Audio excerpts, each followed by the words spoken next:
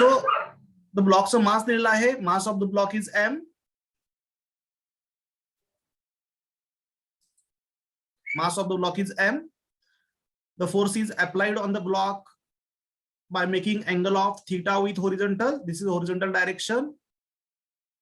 This angle is theta and the force is F. And suppose the body is displaced from point A to point B, and this displacement of the body from A to B is S. Standard notation give upon S is the displacement of the body from the point A to B. Now this force can be resolved into two components. This component is F cos theta, horizontal component is F cos of theta, and vertical component is F sin of theta. This vertical component is F sin of theta. आता या केसमध्ये तुम्हाला work विचारला असेल तर वर्कचा basic formula काय आहे? तर वर्क डनचा बेसिक फॉर्म्युला आहे work done is equal to force into displacement. Scalar form मध्ये घेतलाय मी, वेक्टर फॉर्म घेतलेला नाहीये. स्केलर फॉर्म मध्ये work done is equal to force into displacement. पण हा जो फॉर्म्युला आहे work done is equal to force into displacement, याच्यामध्ये जो फोर्स घ्यायचा आहे that force should be in the direction of displacement. Condition काय आहे?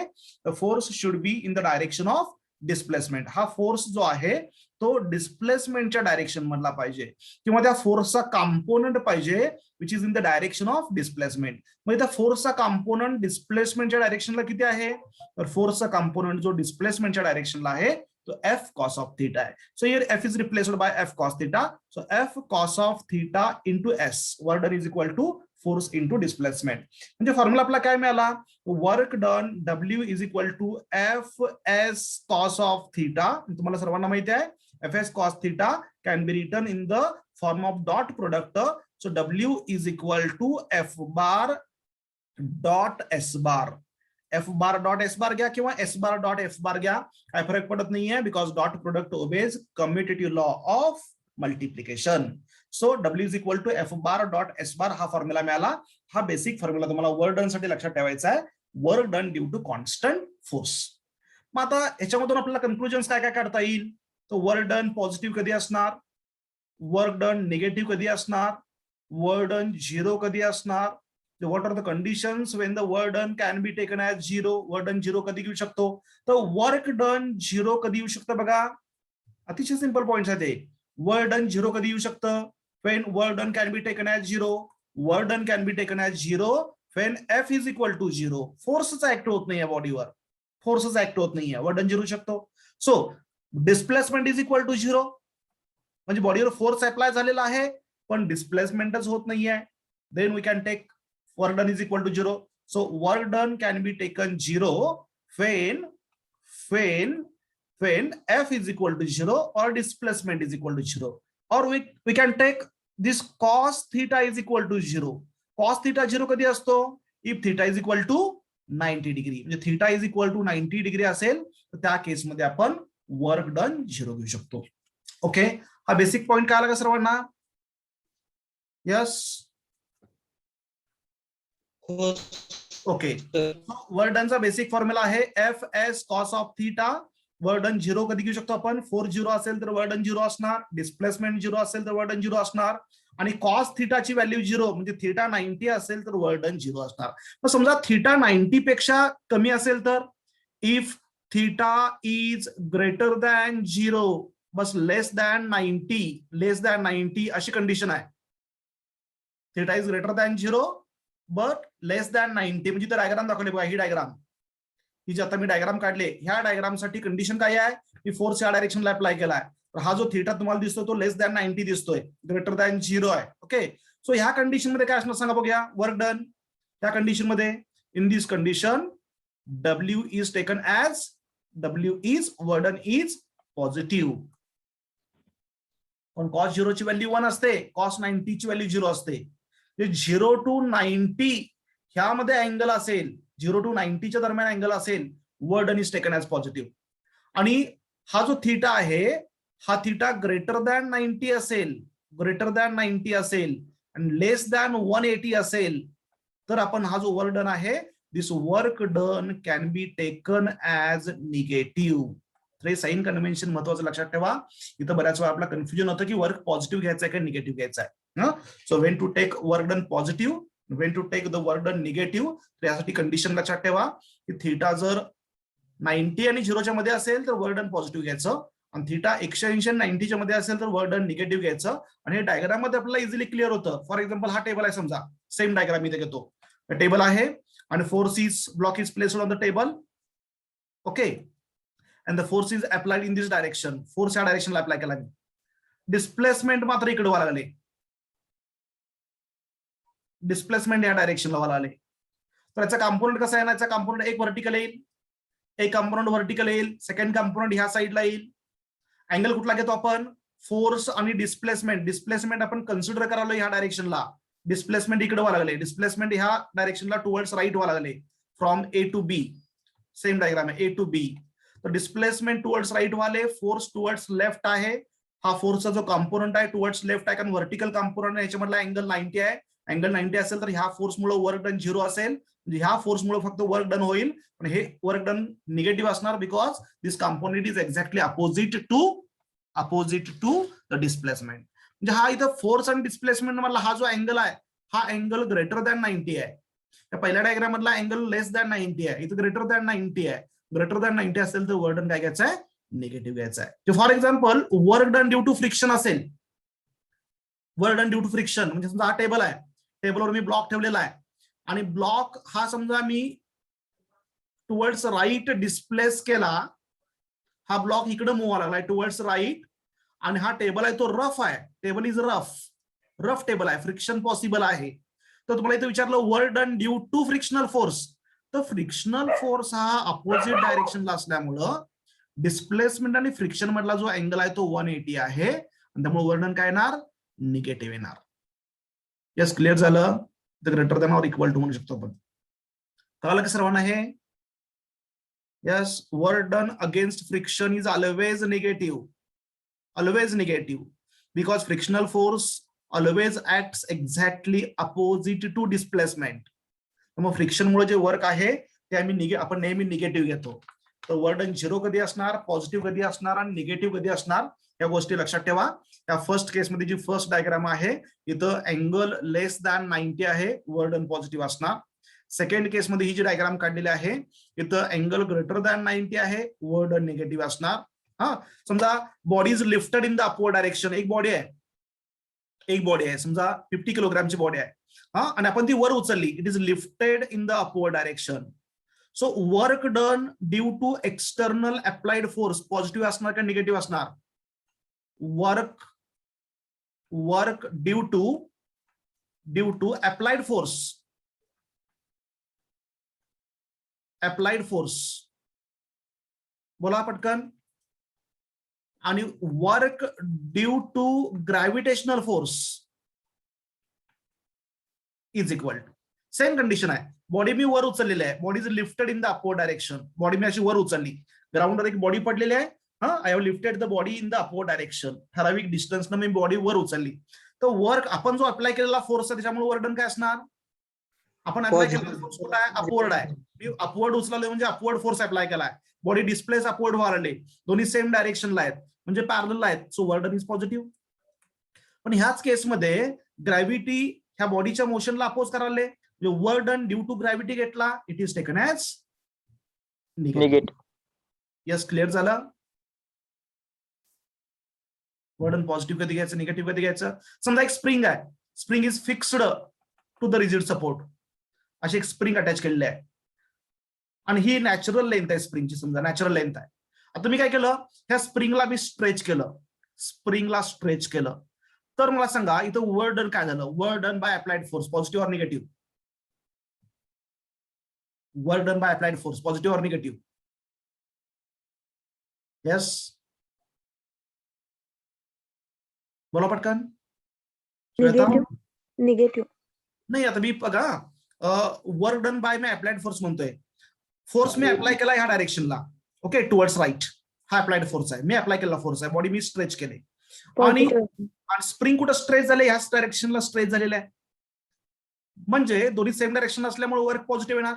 पण ह्याच केसमध्ये जर तुम्हाला असं विचारलं what is work done due to internal restoring force, ह्या स्प्रिंग मध्ये जो इंटरनल रिस्टोरिंग फोर्स तयार होतो त्याच्यामुळे वर्क पॉझिटिव्ह असेल का निगेटिव्ह असेल, तर डेफिनेटली इंटरनल रिस्टोरिंग फोर्स हा अपोजिट डायरेक्शनला असतो, पण स्प्रिंग स्ट्रेच व्हाले म्हणजे टुवर्ड्स राईट मूव्हर आले. So in this case work done should be negative. First case मध्ये पॉझिटिव्ह येणार आणि सेकंड केस मध्ये negative. Work done due to applied force positive येणार, work done due to internal restoring force ही काय येणार, निगेटिव्ह येणार. क्लिअर झालं? यस. आणखी एक एक्झाम्पल सांगा बघूया. समजा ही वॉल आहे, सियर एक वॉल आहे, मेटलिक वॉल आहे, मेटलिक वॉल आहे. and suppose the positive charge is given to this metallic wall. एक मेटलची प्लेट आहे, फिक्स आहे, मेटलची वॉल आहे, याच्यावर मी पॉझिटिव्ह चार्ज दिला. समजा मी असा क्वेश्चन विचारला, a metal sphere, I have displaced a metal sphere having positive charge, metal sphere having positive charge towards the wall. हा मेटल स्पियर जो आहे तो पॉझिटिव्ह चार्जड आहे आणि तो मी डिस्प्लेस केला towards the wall. What is work done due to electrostatic force? Positive or negative? Negative. तर निगेटिव्ह येणार, कारण इथं पॉझिटिव्ह रिपल्शन असल्यामुळे इलेक्ट्रोस्टॅटिक्स जो इलेक्ट्रिक फोर्स आहे तो ह्या डायरेक्शनला ऍक्ट व्हायला आहे, इलेक्ट्रिक फोर्स या डायरेक्शनला ऍक्ट व्हायला आहे. डिस्प्लेसमेंट तर टुवर्ड्स लेफ्ट आहे, अपोजिट असल्यामुळे इथं फोर्स किंवा वर्क डन निगेटिव्ह येणार. मात्र ह्याच केसमध्ये work done by applied force असेल तर डेफिनेटली काय येणार, पॉझिटिव्ह. कारण अप्लाइड फोर्स, मी जो अप्लाय केलेला फोर्स आहे तो टुवर्ड्स लेफ्ट आहे, डिस्प्लेसमेंट टुवर्ड्स लेफ्ट आहे. Work done due to applied force ह्या केसमध्ये काय येणार, work done due to applied force positive येणार, work done due to electric force हा निगेटिव्ह येणार. समजा याच्यावर मी निगेटिव्ह चार्ज दिला असेल आणि सेम केस आहे, a body metal sphere having negative charge is displaced towards the wall, work done due to applied force काय येणार, पॉझिटिव्ह. पॉझिटिव्ह. आणि work done due to electric force काय येणार, पॉझिटिव्हच असणार. पॉझिटिव्हच असणार. आणि इथं पॉझिटिव्ह निगेटिव्ह अट्रॅक्शन असल्यामुळे इलेक्ट्रिक फोर्स ह्याच डायरेक्शनला असणार आणि डिस्प्लेसमेंट ह्या डायरेक्शनला आहे. तर पॉझिटिव्ह निगेटिव्ह असा चार्ज असेल तर work done due to applied force, work done due to electric force, both are positive here. कळालं का वर्क डन पॉझिटिव्ह कधी घ्यायचा, निगेटिव्ह कधी घ्यायचा आहे? Yes yes sir. ओके. आता हा जो मी फर्स्ट फॉर्म्युला तुमच्या समोर लिहिलेला आहे बघा, हा ह्या फॉर्म्युलावर बेस्ड क्वेश्चन्स बरेचसे तयार होतात. हा आता हा फॉर्म्युला मला वेक्टर फॉर्म मध्ये युज करायचा आहे, वेक्टर फॉर्म मध्ये युज करायचा. एक सिंपल क्वेश्चन घेतो, म्हणजे क्वेश्चन थ्रू तुम्हाला हा सिनॉप्सिस क्लिअर होईल. हा जो फॉर्म्युला आहे इक्वेशन नंबर 1 हा मला वेक्टर फॉर्म मध्ये युज करायचा आहे. समजा असा क्वेश्चन दिलाय, आपण एक क्वेश्चन तयार करूया. Suppose the question is given like this, right corner मध्ये बघा स्क्रीनच्या XY कोऑर्डिनेट सिस्टीम दिलेली आहे. and in XY coordinate system, here I have taken 2 points. Suppose this is a point P and its coordinates दिलेत 1, 2, -1, 1, 2, -1 आणि इथे coordinate दिलेले आहेत. हा पॉइंट समजा Q आहे, P and Q, आणि याचे कोऑर्डिनेट दिलेत 2, 3, 1. 3 डायमेन्शनल सिस्टीम आहे XYZ कोऑर्डिनेट सिस्टीम. 2 पॉइंट्स दिलेत. And suppose the force body is placed here at the first point P. Body इथे ठेवलेला आहे सुरुवातीला, body is placed at point P. Question तयार करलोय मी, सर्वांनी लक्ष द्या. हा क्वेश्चन काय आला की याच्यावरचा सिनॉप्सिस तुम्हाला कळणार. एक सिंगल फॉर्म्युला आपल्याला तयार करायचा आहे in the form of vector. So body is first placed at a point P and it is displaced by applying the force of F1 is equal to लक्ष द्या, F1 is equal to 2I cap plus 3J cap, okay, and F2 is equal to I cap plus J cap plus 2K cap. असे 2 force मी apply केलेत. Force तुम्हाला vector form मध्ये दिलेत. At a time 2 forces are applied. म्हणजे force कुठल्या डायरेक्शनला apply केलाय, तर फोर्सचा कंपोनंट 3 डायरेक्शनला आहे. फर्स्ट फोर्स आहे तो XY प्लेन मध्ये आहे, कारण त्याला X कोऑर्डिनेट आहे, Y कोऑर्डिनेट आहे. आणि सेकंड फोर्स आहे तो XYZ तिन्ही कोऑर्डिनेट्स मध्ये आहे, त्याला X कंपोनंट पण आहे, Y कंपोनंट पण आहे, Z कंपोनंट. हे दोन्ही force at a time me apply केले पॉइंट P वर. कुठल्या डायरेक्शनला अप्लाय केले, तर पहिला जो फोर्स आहे तो 2 डायरेक्शनला आहे, X आणि Y. दुसरा जो फोर्स आहे तो 3 डायरेक्शनला आहे, XYZ. And body is displaced from point P to Q. आणि तुम्हाला विचारलं what is work done in this case, सांगा कसा कॅल्क्युलेट करता येईल वर्क डन. थोडासा ट्विस्ट केलाय क्वेश्चन. वेक्टर फॉर्म मध्ये आहे. डायरेक्ट फॉर्म्युला हा वापरण्यापेक्षा आपण हा वेक्टर फॉर्म मध्ये तुम्हाला मी क्वेश्चन तयार करून दिला. कोण सांगू शकता how to calculate this force work done? पण फोर्सचा आहे ना हे घ्यायचा डॉट प्रोडक्ट घ्यायचा. फोर्स आणि डिस्प्लेसमेंटचा डॉट प्रोडक्ट घ्यायचा आहे. तर हा बेसिक फॉर्म्युला बरोबर आहे, F bar dot S bar. First आपला हा जो एफ बार आहे ना, this should be resultant force. S bar is the direction, dot product घ्यायचा आहे, पण हा रिझल्टंट पहिला कॅल्क्युलेट करावा लागेल. So F bar resultant force is equal to काय येणार, F1 bar plus F2 bar. Direct addition करून टाकायची फोर्सची, नेट फोर्स काढायचा आहे. Okay, so what is net force here? Net force here is 2I plus I 3I cap, 3I cap. So 3J plus J plus 4J cap, 4J cap. आणि इथं 0K आहे, इथं 2K आहे, म्हणजे plus 2K cap. Okay, plus 2K cap म्हणजे मला directly net force मिळाला. तर नेट डिस्प्लेसमेंट कसं काढणार सांगा बघूया. How to calculate net displacement here? Yes magnitude of resultant force. नाही, डिस्प्लेसमेंट म्हणतो. डिस्प्लेसमेंट कशी काढायची? डिस्प्लेसमेंट समजा हा फर्स्ट पार्टिकलचा फर्स्ट पोझिशनचा पोझिशन वेक्टर आहे R1 आणि सेकंडचा पोझिशन वेक्टर आहे R2. तर ही डिस्प्लेसमेंट किती असते तुम्हाला सांगितलं होतं मी 1D मध्ये, रिलेटिव्ह मोशन मध्ये. एस बार मी कसं लिहू शकतो? R2 minus R1. R2 bar minus R1 बार. R2 मायनस R1 डायरेक्ट घ्यायचं नाहीये. R2 बार मायनस R1 बार. हा जो सेकंड पोझिशन वेक्टर आहे ट्रायंगल बघा, इथं ट्रायंगल तयार होतो का नाही आहे? इथं फर्स्ट हा OPQ हा ट्रायंगल तयार होतो. OP आणि PQ सायकलिक ऑर्डर मध्ये आहेत. क्लिअर होतंय का? OP आणि PQ सायकलिक ऑर्डर मध्ये आहेत. म्हणजे R1 bar plus S bar is equal to R2 bar. R1 bar plus S bar is equal to R2 bar triangle नुसार. म्हणजे S बार काय येतो? S bar is equal to R2 bar minus R1 bar. किंवा तुम्हाला एक shortcut सांगितलंय की दोन पॉईंट मधलं डायरेक्ट स्ट्रेट लाईन डिस्टन्स काढायचं असेल तर डिस्टन्स फॉर्म्युला यूज करायचा. डायरेक्ट सांगा बघा, इथं कोऑर्डिनेट्स बघून काय येणार? S bar. यस, तुम्हाला सांगता येईल डायरेक्ट एस बार कसा काढायचा? Under root x square x2 minus x1 bracket square plus under root घ्यायचं नाही, वेक्टर फॉर्म मध्ये घ्यायचं असेल तर काय formula?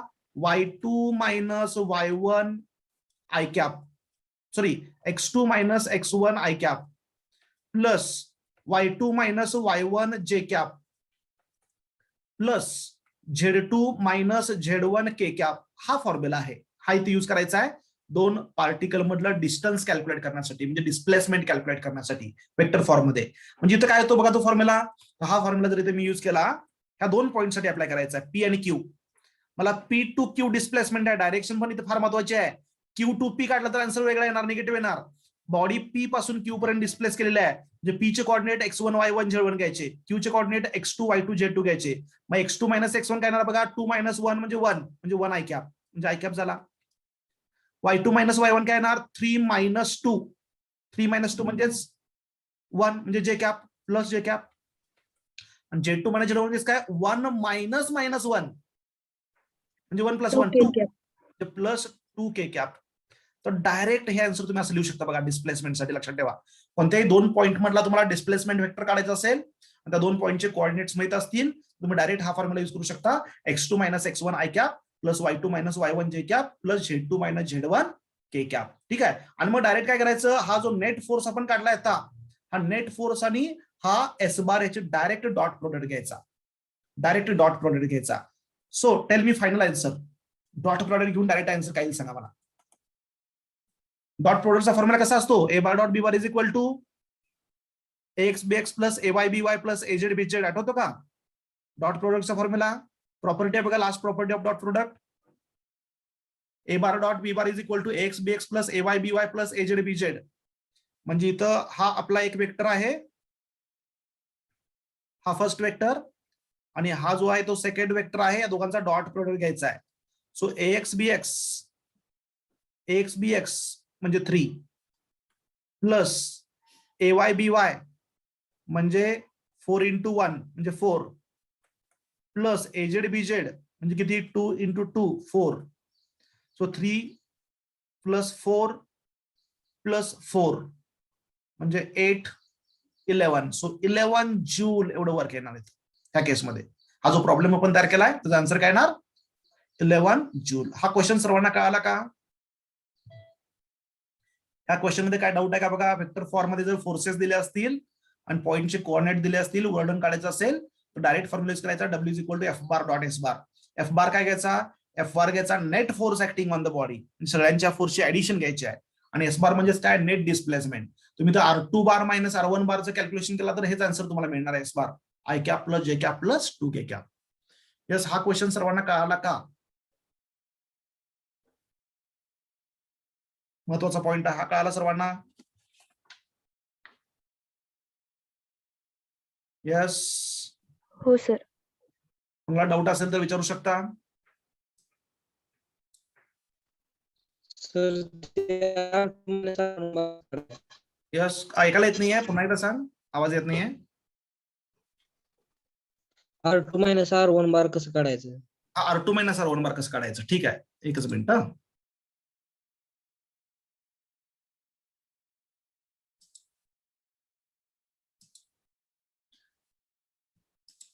See here how to find the position vector. R2 minus R1 कसं काढायचं बघा. तर इथं आपण समजा XY कोऑर्डिनेट सिस्टीम घेऊया आपण. XY coordinate system. So this is Y axis and this is X axis. Okay, हा X एक्सिस आहे आणि हा Y एक्सिस आहे. सपोज आपल्याला 2 पॉइंट दिलेत. हा फर्स्ट पॉइंट घेऊया आपण. सपोज पॉइंट P, याचे कोऑर्डिनेट्स घेऊया. तर वेगळे घेतो मी 2 1 2. सेकंड पॉइंट इथे घेतो मी, हा पॉइंट Q, याचे कोऑर्डिनेट्स देतो 1 1 2. ओके, आणि ही डिस्प्लेसमेंट काढायची मला P2Q, ही डिस्प्लेसमेंट काढायची आहे. म्हणजे PQ बार हा वेक्टर काढायचा आहे इनडायरेक्टली. हा, डिस्प्लेसमेंट म्हणजे वेक्टर आहे. तर हा जो पोझिशन वेक्टर आहे, हा पोझिशन वेक्टर मी R1 मानतो. Suppose this is R1. आणि हा पोझिशन वेक्टर मी R2 मानतो. Suppose it is R2. So here PQ bar म्हणजे S bar. S bar is equal to formula आपला आलेला R2 बार मायनस R1 बार. ओके, आता तुम्हाला मी सिंपल मेथड सांगितलं ना, डायरेक्ट ह्या 2 पॉईंटसाठी तीच मेथड इथे यूज करायची. कशी बघा? सो इज इक्वल टू, आता ह्या ओरिजिनचे कोऑर्डिनेट्स काय असणार आहेत? What are the coordinates of origin? 0 0 0. आता R2 बार कसं काढायचं बघा? R2 बार हा वेक्टर आहे. R2 बार म्हणजे O2Q. R1 बार आहे O2P. तर मला कोणताही वेक्टर काढताना, ह्या वेक्टरचा मॅग्निट्यूड काढताना फॉर्म्युला काय आहे? Y2 minus Y1. आता मला ज्यावेळी R2 बार काढायचा असतो तर इथं मी हा X1 X2 घेणार, हा Y2 घेणार आणि हा Z2 घेणार. आणि इकडे ओरिजिन जे आहे ते X1 Y1 Z1 घेणार. ओके, मला R2 बारचा फक्त फॉर्म्युला लिहायचा आहे. R2 बार इथे लिहितो बघा मी, R2 bar. So what is R2 bar? X2 minus X1 हे झिरोच आहेत. X2 मायनस X1 म्हणजे किती? 1 मायनस 0 किती? 1 म्हणजे आय कॅप.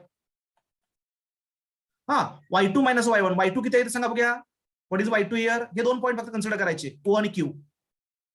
O चा पॉईंट आहे, त्याचे कोऑर्डिनेट्स X1 Y1 Z1 आणि Q चे coordinate X2 Y2 Z2. So what is Y2 minus Y1? 1 minus 0 म्हणजे 1 म्हणजे प्लस जे कॅप. आणि Z2 मायनस Z1 म्हणजे काय? 2 मायनस 0. डायरेक्ट आपण लिहू शकतो इथे 0 असल्यामुळे, म्हणजे 2k कॅप. हा झाला R2 बार मायनस. तर R1 बार असंच काढायचं आहे. R1 बार काढताना काय करायचं? तर मला O2P हा वेक्टर काढायचा आहे. तर हा झाला X2 Y2 Z2 आणि ओरिजिनचे coordinate X1 Y1 Z1. So X2 minus X1 i cap, X2 minus X1 i cap म्हणजे 2 मायनस 0 आय कॅप म्हणजे 2 I cap, plus Y2 minus Y1 1 minus 0 1 जे cap, plus Z2 minus Z1 म्हणजे 2 minus 0 म्हणजे 2k cap. हा झाला R2 bar minus R1 बार. हे direct subtraction करायचे आहे. I cap plus J cap plus 2k cap minus 2 I cap minus J cap minus 2k cap. So what is the answer here? Minus I cap plus J minus J 0 आला आणि 2k 0 2k minus 2k 0. So what is the answer? Answer is minus I cap. S bar is equal to. कळालं का सर्वांना हे? Yes, ज्यांना doubt विचारला त्याला कळालं का? हो सर. हे करत बसायचं नाही. आता तुम्हाला मगाशी मेथड सांगितली ना, P2Q वेक्टर पाहिजे ना, म्हणजे P फर्स्ट पॉईंट घ्यायचा, Q सेकंड पॉईंट घ्यायचा आणि डायरेक्ट ह्या दोन्ही मधला हा फॉर्म्युला यूज करायचा, डिस्टन्स फॉर्म्युला. म्हणजे पहिला पॉईंट आहे तो X1 Y1 Z1, दुसरा पॉईंट आहे तो X2 Y2 Z2. काय येतं बघा? डायरेक्ट आन्सर हेच येतं का बघा? बघा x2 म्हणजे हा 1 आला, x2 मायनस x1 म्हणजे 1 मायनस 2 मायनस 1 म्हणजे मायनस आहे कॅप. y2 मायनस y1 म्हणजे 1 मायनस 1 0 आणि z2 मायनस z1 म्हणजे 2 मायनस 2 0 म्हणजे पुढच्या टर्म 0 आल्या. ह्या 2 पॉईंटला डायरेक्ट तुम्ही जर अप्लाय केला तर हे डायरेक्ट डिस्टन्स मिळतं ना मला, स्ट्रेट लाईन डिस्टन्स किती येतं मायनस आहे कॅप. Yes clear. हा वर्डनचा बेसिक फर्स्ट फॉर्म्युला झाला. हा yes any doubt.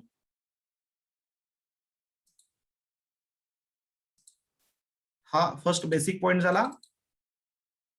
Work done bye constant force, work done bye constant force. त्याच्यावरचे बेसिक क्वेश्चन्स थोडेसे बघूया पटकन. सो फर्स्ट क्वेश्चन वाचा सर्वांनी, एक 5-6 क्वेश्चन्स आहेत. What is the first question? Work done bye constant force कसं सोडू शकतो बघा. अ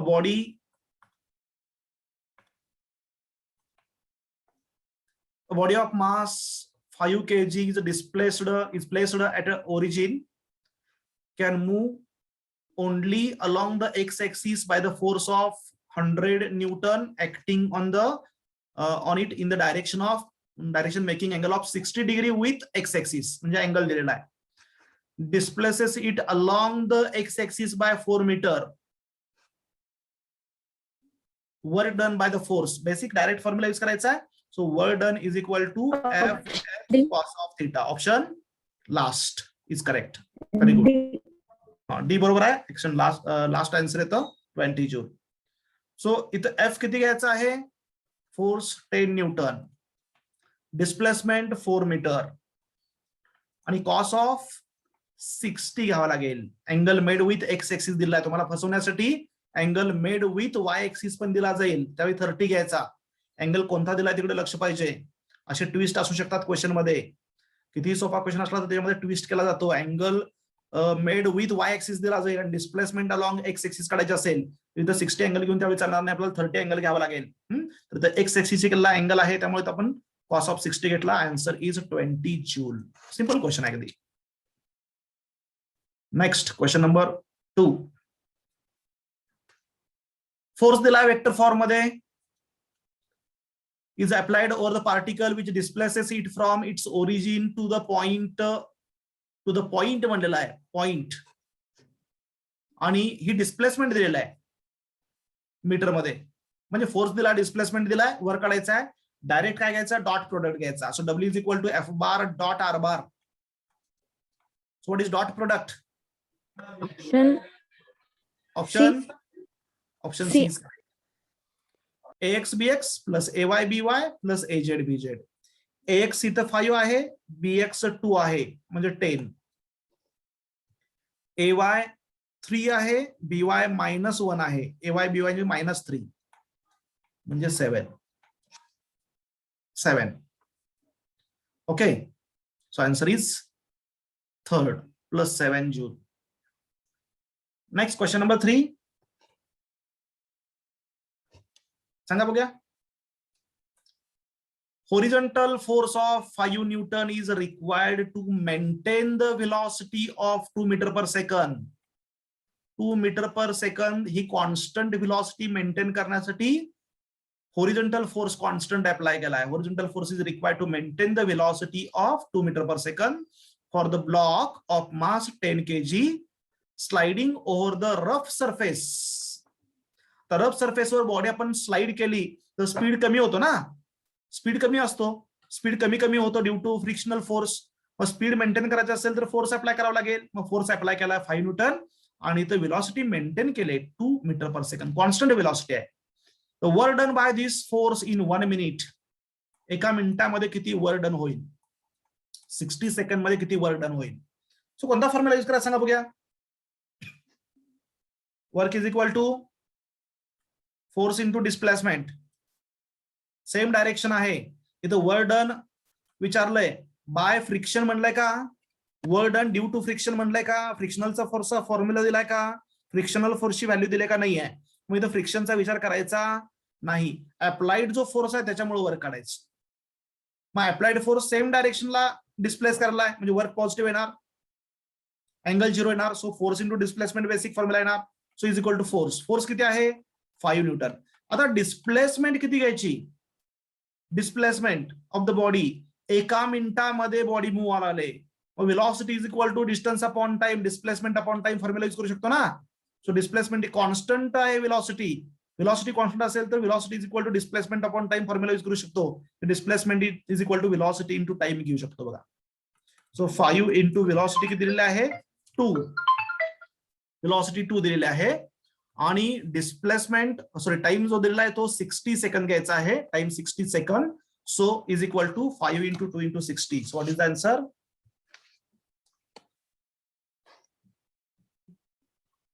600. Answer the first 600 joule. Yes clear? Simple question आहे, फक्त डिस्प्लेसमेंटच्या ऐवजी व्हेलॉसिटी आणि टाइम दिलेला आहे. फक्त हा फॉर्म्युला कधी यूज करायचा, if velocity is constant, velocity constant असेल तरच आपण ही पुटअप करू शकतो value VT. Next question number 4. Yes question number 4 बघा सर्वांनी question.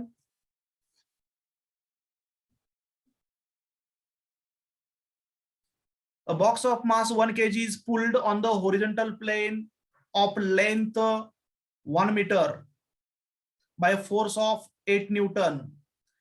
Then it is raised vertically to the height of 2 meter. Net work done is. The block first काय केला, it is displaced horizontally.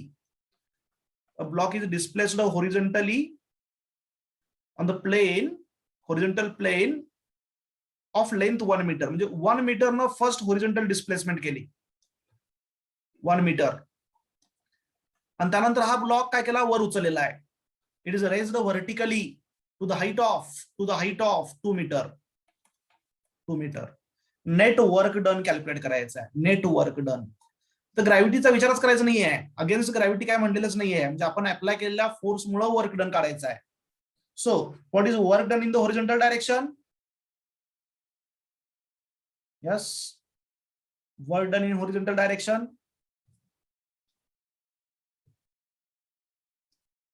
बोला पटकन किती येणार?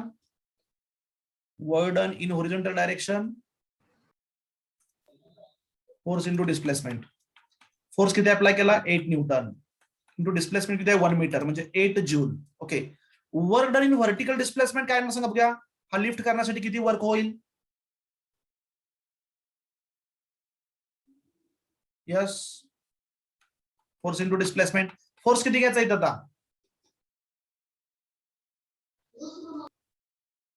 फोर्स किती घ्यायचा? वर्डन कशाच्या अगेन्स्ट व्हायला लागलाय? Gravitational force. हा, म्हणजे इथं जेवढा फोर्स लावलाय तेवढाच इथं लावलेला नाही, लक्षात घ्यायचं. इथं हा डिस्प्लेस करण्यासाठी 8 न्यूटन फोर्स लावलेला आहे आणि मग तो वर उचलला. आपण वर उचलला म्हणजे आपण अगेन्स्ट ग्रॅव्हिटी वर करालोय. अगेन्स्ट ग्रॅव्हिटी घेतला तर मॅग्निट्यूड निगेटिव्ह येणार, पण जो अप्लाइड फोर्स आहे तो ग्रॅव्हिटी एवढा फोर्स लावला तरच बॉडी वर जाणार ना. म्हणजे कॅल्क्युलेशन करताना ग्रॅव्हिटेशनल फोर्स घ्यायचा म्हणजे MGH, म्हणजे indirectly conservation of energy use केला आपण. MGH is equal to M into G ची व्हॅल्यू 10 इंटू H 2 मीटर आहे, so is equal to 20 joule. आता हे वर्क डन अगेन्स्ट ग्रॅव्हिटी म्हणलं तर हे निगेटिव्ह येणार. हा, पण आपण अप्लाय केलेल्या वर्क मुळे जे असेल तर ते पॉझिटिव्ह येणार, मॅग्निट्यूड दोघांचं सेम येणार. अगेन्स्ट ग्रॅव्हिटी जेवढं वर्क होईल तेवढंच आपण करत असतो, लक्षात ठेवायचं, कळलं का? आणि त्यामुळे पॉझिटिव्ह घ्यायचं आहे, कारण तुम्हाला अगेन्स्ट ग्रॅव्हिटी वर्क असं विचारलेलं नाही आहे. So what is total work done by the person 8 + 20 म्हणजे 28. हे कळलं का? इथं कन्फ्युज होऊ नका ना. फॉर्म्युला अप्लाय करताना आपण अगेन्स्ट ग्रॅव्हिटी वर्क काढलेला आहे, जे वर्क डन निगेटिव्ह यायला पाहिजे बाय साइन कन्व्हेन्शन, पण जेवढं ग्रॅव्हिटी वर्क करणार तेवढंच आपण केल्यामुळे बॉडी वर गेली ना, according to conservation of energy. आणि त्यामुळे total work done by the person काढायचं असेल तर 8 + 20 घ्यावं लागेल. लास्ट एक क्वेश्चन आहे, last question based on constant force. So what is the answer?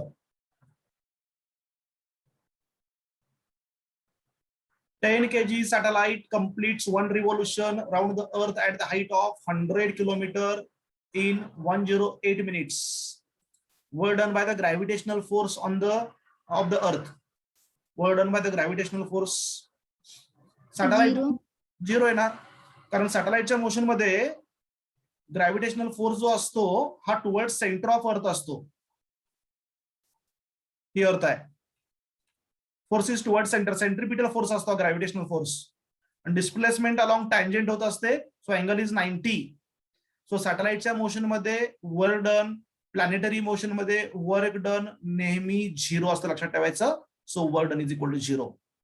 सॅटेलाइटच्या motion मध्ये, प्लॅनेटरी मोशन मध्ये आपण conservation of angular momentum use करू शकतो. टॉर्क 0 असतो, फोर्स 0 असतो, सॉरी वर्क डन 0 असतं, फोर्स नॉन 0 असतो, टॉर्क 0 असतो, आणि आपण conservation of angular momentum use करतो. हे लक्षात ठेवा. प्लॅनेटरी मोशन साठी, सॅटेलाइटच्या मोशन साठी आपण conservation of angular momentum use करतो. इथे यूज करायची गरज नाही आहे. डायरेक्ट इथं अँगल 90 असल्यामुळे फोर्स इंटू डिस्प्लेसमेंट हा जो फॉर्म्युला आहे कॉस 90 ची व्हॅल्यू 0 येते. So work done in the satellite motion is always equal to 0. So answer should be last. Yes, clear झाला पॉइंट. फर्स्ट बेसिक पॉइंट आपण स्टार्ट केला. याच्यानंतर आपल्याला work done by variable force, त्याच्यावरचे questions. Work done मध्ये म्हणजे force डिस्प्लेसमेंटचा graph आपल्याला डिस्कस करायचा आहे. तो सुद्धा सिंपल पॉइंट आहे. And work done based on the frame of reference. एवढा पॉईंट झाला की वर्क डनचा पॉईंट आपला संपतो. अतिशय सिंपल पॉईंट आहे, जास्त अवघड काही नाही आहे. मला वाटतं बरंच यातलं तुम्हाला येत असेल, तो सुद्धा आपण हा टॉपिक रिवाइज करूया. या सर्वांना क्वेश्चन्स का आले का? हा पॉईंट का आला पहिला? यस, कुणी लेफ्ट होऊ नका, मी प्रेझेंट घेतोय. काय डाऊट असेल तर विचारू शकता. कुणी लेफ्ट होऊ नका.